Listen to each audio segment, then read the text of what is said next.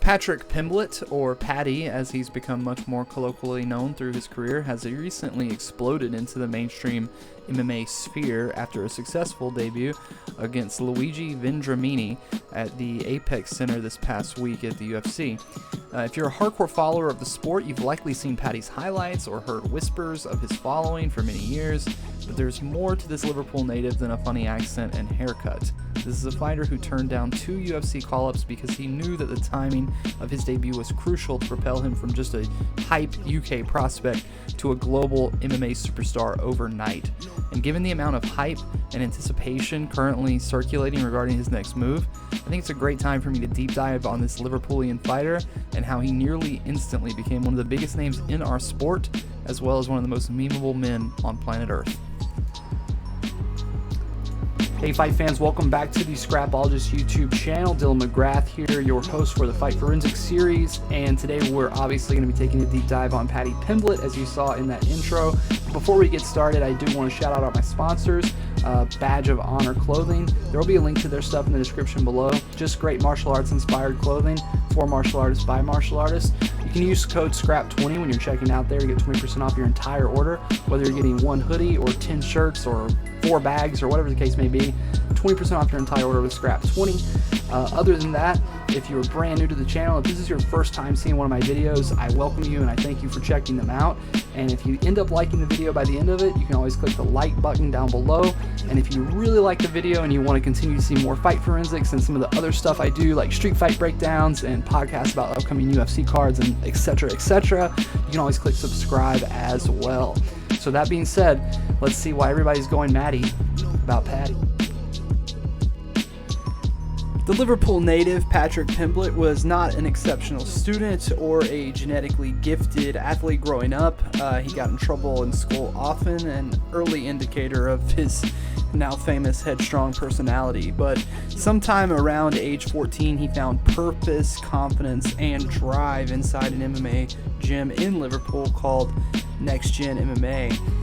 In stark contrast from the brazen and confident fighter we saw a few weeks ago at Apex, a quiet and calm Patrick Pimblett makes his debut in 2012 against Nathan Thompson at the very, very young age of 17. It blows my mind to say that.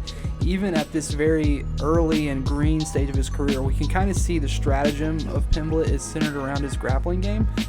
Push forward, get a takedown, and then he worked Thompson on the ground until some devastating ground and pound revealed itself, at which point Paddy's pro career began with a bang. This is after 2 amateur fights, by the way.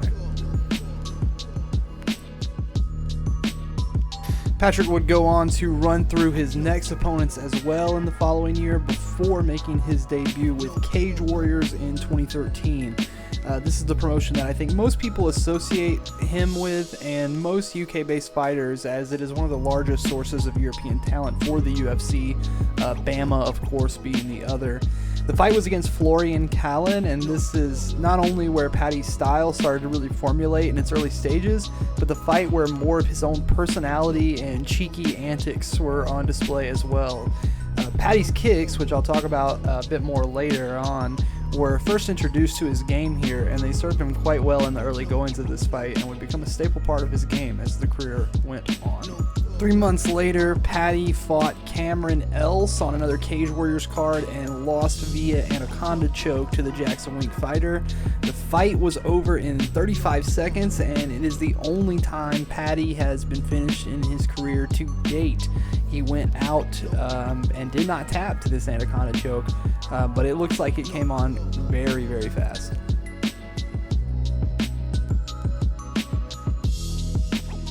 The loss, however, seemed to really light a fire under Patrick, and this is the era in which Patrick became Paddy, in my opinion. His personality, his fighting style, everything began to come into its own, and it showed in the results. He came back from this loss with 9 straight wins, 6 of those coming by finish. Paddy began to fully utilize his jiu-jitsu during this run, taking out many of his opponents via submission, either via his signature moves, the triangle or the rear naked choke. For instance, he climbed up Conrad Hayes' body to secure a triangle in one of his first viral finishes. My favorite of all of his come against Kevin Petchy. After a truly epic back and forth between the two, this cemented Paddy as the FCC featherweight champion, and in my opinion, this is where that storm started to brew of all these factors between Paddy's ability, the Scouser fan base, the UK hype behind him. This is when that prospect hype train storm started to really truly brew.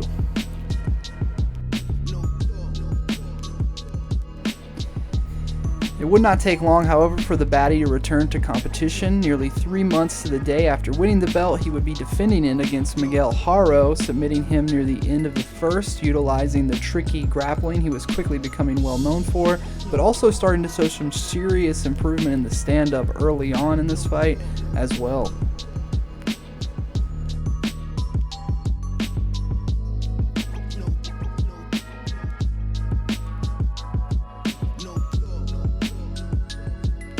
Paddy would run through Teddy Violet in quick fashion, hitting another signature body triangle in RNC.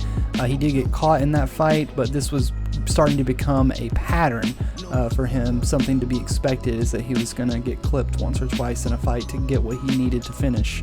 The Baddy wagon, the hype train, officially left the station in Liverpool when it was announced that he would be fighting for the vacant Cage Warriors title at the legendary Echo Arena, this time taking on Johnny Farash. Notably, this was the first appearance of what would become the signature look for Paddy, the 18th century medieval peasant bowl cut and the orange and white creamsicle Sakuraba-style Valley Tudo shorts. From the outset, it was obvious that Paddy was a much bigger and longer man than Farash, and we would later see him struggle to make 145, so when he eventually debuted in the UFC, he would be a 155er, but he was much, much bigger than Farash. And as far as Baddy fights go, this one kind of has it all. It has an insane crowd, quick, snappy kicks. He's blitzing in with punches and flying knees. Gets a big finish with a star-worthy celebration. This is kind of when we first start to see the striking style of Paddy come into its own and present itself, and the signature style that he would kind of become known for, even throughout his run to the UFC. This is notably when the hardcore crowd in the US began to take notice of the prospect, already drawing comparisons between he and former Cage Warriors featherweight champion Conor McGregor for both their personality and their local fan bases. The Baddy's next bout would be a title defense against Julian Erosa, current UFC featherweight standout. Paddy was taken the distance by Erosa, forced to go the full 5 rounds against Juicy J before picking up the unanimous decision. A lot of people online seem to think Erosa won this fight, but I think it was pretty close and could be scored either way depending on what the judge is going to look at round by round. Juicy J was certainly the better striker of the fight and easily the best striker that Paddy has faced even up until now in his career. But Paddy had some good moments on the feet, and he managed to consistently control Julian with the wrestling and the fence work. He really did not lose a single grappling exchange, and the control time he had, I think, is what won him some of those rounds. The fight is a good indicator of Paddy's standing overall as a fighter, and it proved a lot of things to a lot of people. I mean, he displayed a really tough chin, a willingness to exchange and create action and fight his opponent on their terms to create the kind of grappling exchanges he would need to win. He mostly dominated those first 3 rounds, with the exception of getting clipped once or twice. Then he gets tired. Then by the 5th, Julian is tired. So, if you scored one of those first 3 rounds for Paddy, I can see why you would think Erosa could have walked away with this one. And I've seen much, much, much closer fights get scored much worse. Coming off of that somewhat controversial decision, Paddy's next title defense would be against now UFC veteran Nad Narimani. Paddy was completely shut down by Narimani between his explosive power on the feet and his tricky wrestling and grappling skills and strength.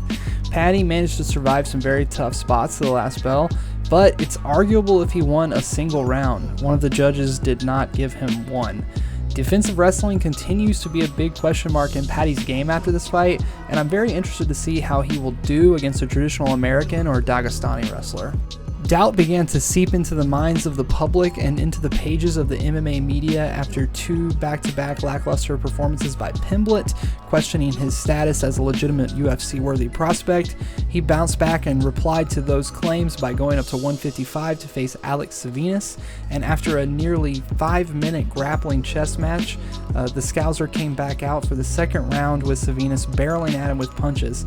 The Greek pressed Paddy up against the cage, and we saw a similar but much more impressive version of the flying triangle he used earlier in his career for what is, in my opinion, his most highlight-worthy finish of his career thus far.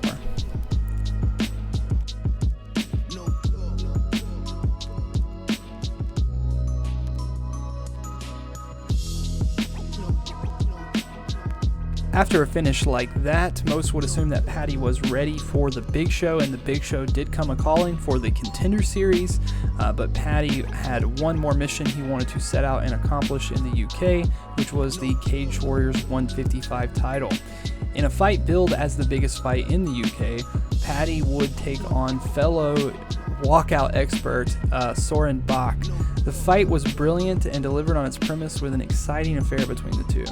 The True Viking was able to oust the Scouser despite an early rear naked choke attempt by Paddy that looked all but done, and a very dominant first round overall from Paddy.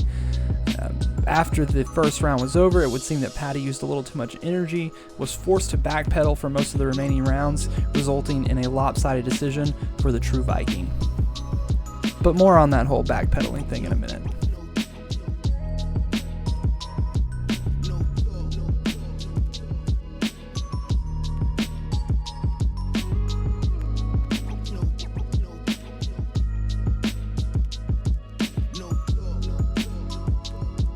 Once again, with his stock on the decline, Paddy looked to bounce back from another decision loss when he took on Italian fighter David Martinez. Paddy looked like a man possessed in this fight, returning to his iconic orange shorts and Friar John bowl cut, having a great sequence on the feet, which led to a nearly Goku-level instant transmission to the back and a subsequent RNC. This is also when we really started to see a change in the physical shape and the conditioning of the Baddy, who between this fight and his UFC debut only proceeded to get more and more and more jacked, proving more so fight after fight that move to 155 was the wise move to make on his part. In his final outing before heading up to the big show, Paddy choked out Decky Dalton, who genuinely looks like a pizza delivery driver for Papa John's, and fought on about the same level, getting his back taken early and finished with some massive ground and pound shots, recalling the mind to that first fight way back when Paddy was just 17 years old versus Nathan Thompson. Of course, we all know what happens next. The UFC would call Paddy for a third time, this time no longer offering a spot on the Contender Series, but on the UFC Fight Night card for Brunson versus Till, an event that was originally slated to be in London, but was moved to Vegas for undisclosed reasons. In a particularly on-brand display, Paddy was rocked early before finishing Luigi Vendramini in the first, getting to talk with Michael Bisping and slingshotting himself into both social media and national television fame, as well as all of our hearts and meme generators. Paddy the Baddy Pimblett. I'm going to start with Paddy's stand-up. The Baddy is widely clowned on social media for a lack of technique, but upon close inspection, he does have some standout tools.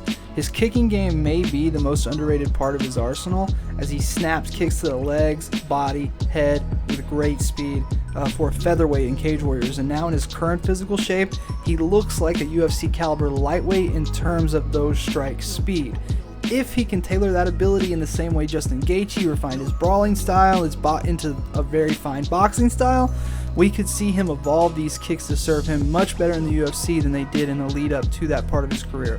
His hands, however, certainly could use a little work. He's fast, he certainly has enough power to put his opponents down, but he's going to have to utilize the jab and the cross more to make the most out of his frame and body type if he's going to compete against the top 15 lightweights in the world in the UFC.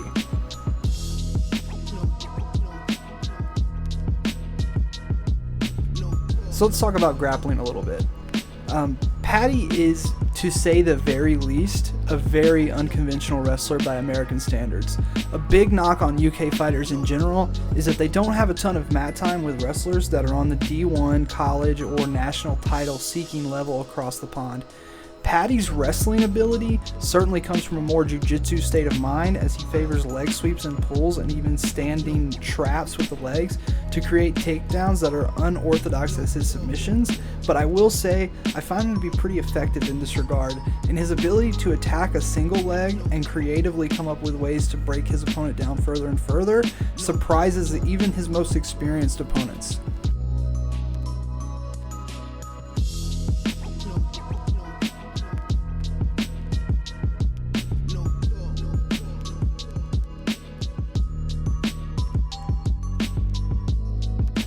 One thing that I find separates Paddy from other jiu-jitsu guys, quote unquote, is that he will attack from the bottom consistently and often. If you try to engage Paddy along the fence or take him down, he immediately is going to attack some kind of submission. Even if he doesn't have great position for it and definitely can't finish it, often diving on a Kimura or a triangle or a heel hook will create the space and opportunity he needs to scramble away or turn the grappling exchange in his favor with a sweep. He also just has a generally good grappling awareness, and in scrambles he can find himself coming out on top even when he gives up a bad position to eventually get there.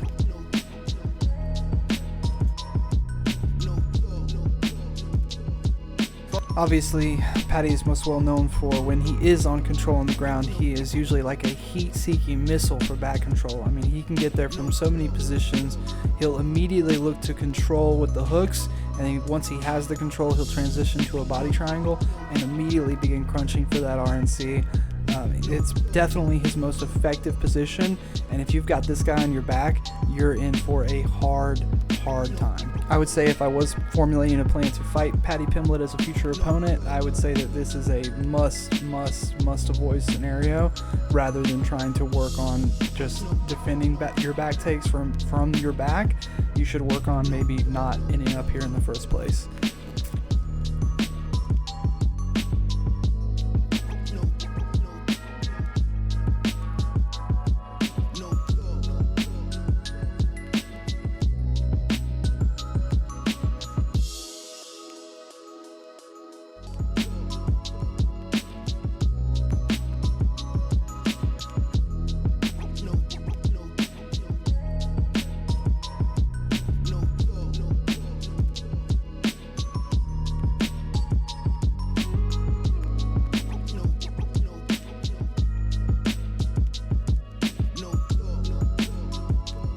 The most obvious critique one could make about the style that Paddy brings to the table is the damage he's taking. He's holding his chin up high, his hands are down low, he loves to brawl. He hasn't been knocked out yet, of course, but he has been rocked several times and hurt several times. Very reminiscent of Gaethje when he first arrived in the UFC, how he was kind of saying he's looking for someone that can knock him out. It does feel inevitable on Paddy's current trajectory that we will see him hurt beyond the point of recovery. But the real key to beating Paddy is not, winging shots and hoping that you can knock him out.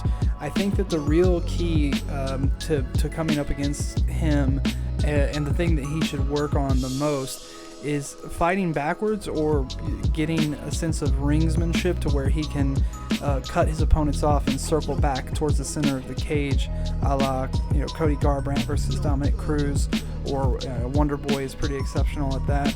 But all of the people who have had great success against him, Nad Narimani, Julian Arosa, Soren Bach, even Luigi Benjamini, his most recent opponent, they all were very, very successful against the Scouser when they were forcing him to walk backwards. And Paddy loves to come forward. He can be an absolute freight train when he's coming forward. I mean, we saw that in his UFC debut. But if you can make him walk backwards, if you can make him respect your shots, he'll begin to walk backwards. And once he is walking backwards, you'll find that there's not really a lot of pop on his punches, and he's not going to be able to really take you down easily until you take him to the fence, and then he'll start looking for a flying triangle or something like that. But if he fights someone who keeps things standing and is consistently walking him down, we're probably going to see a very long, drawn-out beatdown like the Nad Narimani fight, unless Paddy can consistently improve and work on this part of his game. He has shown massive improvement from his first fight. As someone who watched every single fight he's ever been in for the making of this video, I will say that he has come an extremely long way and undoubtedly has the intelligence and the wherewithal and the talent to overcome these obstacles and be a top 15 or a top 10 guy. And beyond that, I really could not say where this kid's going, but the UFC will certainly get behind him in a big way. I have no doubt about that. So what do you guys think of Paddy the Baddy? Were you impressed with his UFC debut? Did you follow him before Cage Warriors? Did you just find out about him this week when he went viral? So I really like him. That's why one of the reasons why I wanted to do the research to make this video. I think he's going to provide us, if with nothing else, a lot of interesting fights. I mean, this kid seems incapable of being in a boring fight. So very much looking forward to whatever is next for Paddy Pimblett. I'm going to finish him. That's the way you should be with everything you do. If you want something, set a goal on it, yeah? And you just work hard enough and you dedicate yourself enough to it, you can do it. Anything's possible if you put your mind to it. I proved that. When I was your age, I was sat in the chair you were sat in, and I was about this big. I wasn't even tall, wasn't wide, wasn't nothing, you know what I mean? Just had a growth spurt and started training. Put me heart and soul into what I do. Any of you do that, you can go as far as you want, in anything. I got told all sorts by everyone. I started training when I was 15. I remember being in school and telling the teacher I went to gym. And the teachers turned around to me and said, what are you doing that for, Patrick? You're far too small. You'll never get nowhere with that. Just leave that where it is, you're an academic. And I proved that teacher wrong now, haven't I, lad? You know what I mean? As long as you work hard and you believe in yourself, it's all that matters. Doesn't matter what anyone else has got to say about you. As long as you believe, it's that simple.